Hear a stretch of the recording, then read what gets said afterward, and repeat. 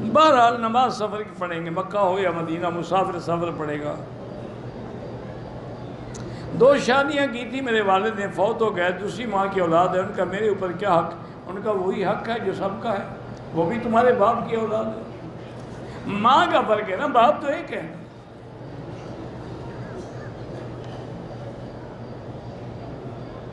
اگر ایک آدمی کے اوپر قرض ہے، دے بھی رہا ہے لیکن مر جائے پھر بھی قرضہ باقی رہے گا، قرضہ معاف نہیں ہوتا، یہ حقوق العباد ہے۔ اس لیے استغفار روزانہ 2000 دفعہ پڑھا کرو، انشاءاللہ 1 مہینے میں کوئی قرضہ نہیں رہے گا۔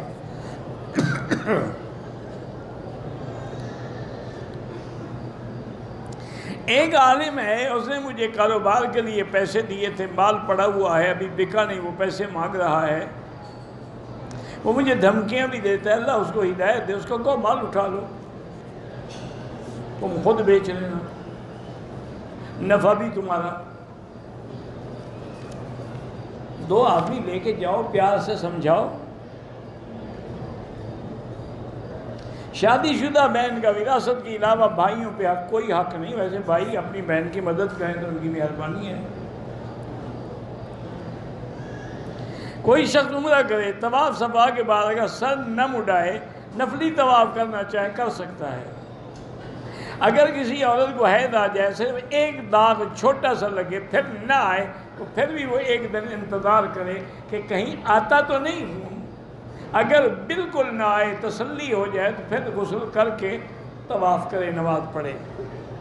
مغرب کی نماز کے بعد 2 رکعت مستحب ہیں، لیکن حنفی مسلک میں نہ پڑھنا بہتر ہے۔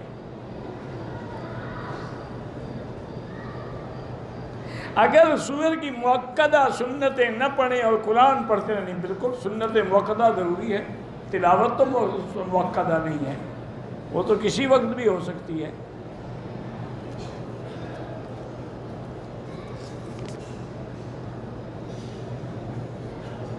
جو قاری صاحبان مسجدوں میں بچوں کو پڑھاتے ہیں، مقرر کر کے فیس لیتے ہیں، بالکل جائز ہے۔ کیا فیس نہیں لیں گے تو پھر آپ کو پھر 11ویں پر گزارا کرنا پڑے گا۔ طواف جب ختم کریں گے تو 8واں اشارہ کریں گے۔ 3 رکعت وتر ہیں، ہمارے ملک میں 1 ہے، وہ بھی 1 نہیں پڑھتے، پہلے 2 رکعت پڑھ کے سلام پھیر کے پھر 1 رکعت پڑھتے، اصل تو وہ بھی 3 پڑھتے ہیں، وہ درمیان میں سلام کا فصل کرتے ہیں، ہم فصل نہیں کرتے، جھگڑا تو کوئی نہیں۔ اگر 3 رکعتیں وتر نہ ہوتے تو حضور 3 صورتیں تو نہ بدلاتے کہ پہلی رکعت میں سبح اسم ربک الاعلی، اور دوسری میں قل یا ایھا الکافرون، اور تیسری میں قل هو اللہ احد۔ پھر 3 کا کیا مطلب؟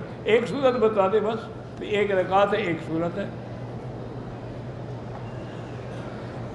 دعائیں کے روز بھول جائے تو بالکل سیدھے صاف کرنا پڑے گا احناف کے نزدیک۔ ایک بچے کی نام عربیان ہے، پتہ ہے بچے کا، اچھا بچے، میں نے کہا کسی بچڑے کا نام ہے۔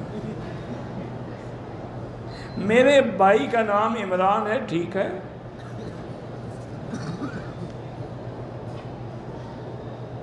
عمرہ کرنے کے بعد روزانہ طواف کرنے کا ثواب زیادہ ہے۔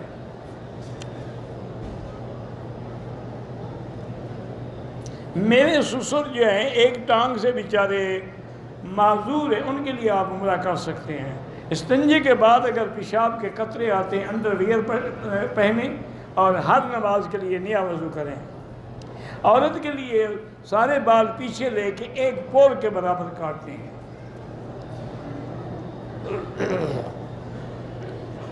اگر کسی نے ایسے کان کے قریب بال تھوڑے سے کاٹے ہیں پھر دم پڑ جائے گی۔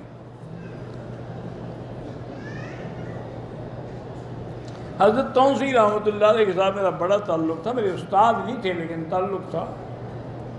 حضرت اللہ قاضی مظہر حسین اہل سنت کے بہت بڑے عالم تھے، اور سپاہ صحابہ کے لیے بڑے، انہوں نے یعنی عظمت صحابہ کے لیے بڑا کام کیا۔ میقات مانا وہ جگہ جہاں سے بغیر احرام کے نہیں گزرتا۔ میقات حضور نے فرمائی، ہاں وقت رسول اللہ صلی اللہ علیہ وسلم 5 مواقع۔ ایک عمرے کے بعد دوسرا عمرہ کہتے ہیں جیسے پہلے کیا تھا وہی دوسرا کرنا. حرم میں جو قرآن ہے ہم گھر لے جا سکتے ہیں؟ بالکل نہیں. لوگ لے آتے ہیں رکھنے کے لیے، تم یہاں والے بھی لے جا رہے ہو. ماشاءاللہ. طائف جائے تو واپسی پہ احرام باندھنا لازم ہے، وہ میقات ہے. تہجد کی نماز میں جہر میں بھی پڑھ سکتے ہیں، آپ پڑھ سکتے ہیں، نفل ہے، زور سے پڑھتے، لیکن دوسرے کی نیند خراب نہ ہو. طائف کی زیارت کے لیے عمرے کی نیت نہیں تھی، اب دوبارہ جائے ورنہ وہ میقات دم پڑ جائے گی. داڑھی کو کالا رنگ نہ لگائیں اور کوئی رنگ لگا لیں. الوداعی طواف عمرے والوں کے لیے لازمی نہیں ہے. میری بیٹی 5 سال کی ہے، عمرے کی نیت کرنا بھول گئے، کوئی حرج نہیں. یہی نیت ہے کہ تم نے ساتھ اٹھایا ہوا تھا. کسی کے صدقے وسیلے سے دعا نہیں ہوتی، دعا سیدھی اللہ سے ہوتی. اجیب دعوت الداع اذا دعان. مرحومین کے لیے ایک عمرہ نہیں ہوتا، ایک ایک کے لیے ہوتا ہے.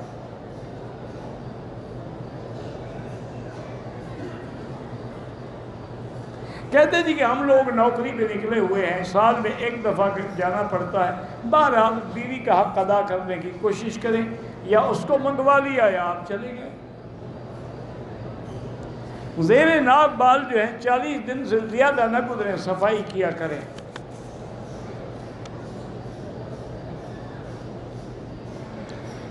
پتہ نہیں آیا ہے ہمارے کمرے میں میاں بیوی کے ساتھ 2 عورتیں پڑوسی کی ہیں، وہ ان کی محرم نہیں ہیں. بہرحال بغیر محرم کے عمرہ کرنا ناجائز ہے. میرے بھائی اور فیملی پہ 17 سال سے جنات کا حملہ ہے. بہرحال آپ سارے گھر والے گھر میں بیٹھ کے سورۃ البقرہ تلاوت کریں اور پانی پہ دم بھی کرتے جائیں، پھر وہ پانی گھر میں بھی ڈالیں، سب کو بھی پلائیں. اور جس پر زیادہ اثر ہو اس کو ٹیلی فون میں سورۃ البقرہ فیڈ کر کے ہیڈ فون لگا کے سنوائیں. عمرہ تو میں نے کرایا ہے، لیکن وہ اللہ کا نہ تجربے کار تھا، کچھ بار رہ گئے، کچھ نہیں ہوتا. کہتے کہ کچھ بچیاں جن کے رشتے کے لیے آج ہی میں ایک بڑے بزرگ گزرے ہیں، اللہ ان کی قبر پہ کروڑوں رحمتیں فرمائے، انہوں نے ایک عجیب عمل لکھا ہے رشتے نہ ہونے والوں کے لیے. انہوں نے کہا جیسے گھر میں لڑکیاں ہیں رشتے نہیں ہوتے، سورۃ الاحزاب جو ہے قرآن میں یہ ساری لکھیں، لکھنے کے بعد اس کو بند کر کے کسی ڈبیا میں ڈال کے وہ ڈبیا گھر میں رکھ دیں، رشتوں کی بھیڑ لگ جائے. تجربہ کریں، اللہ عالم، مجھے تو نہیں پتا. قرضے کے لیے استغفار پڑھیں. آپ کا اصل علاقہ کون سا ہے؟ جو بھی ہے چھوڑو اس بات کو. کہتے ہیں جی آپ جلدی فتویٰ دے دیتے ہو، کیا کروں، بیٹھا رہوں یا کل تک یہ صحت باری پرچیاں پڑھتا رہوں. ایک بچہ بیمار ہے، اللہ شفا دے.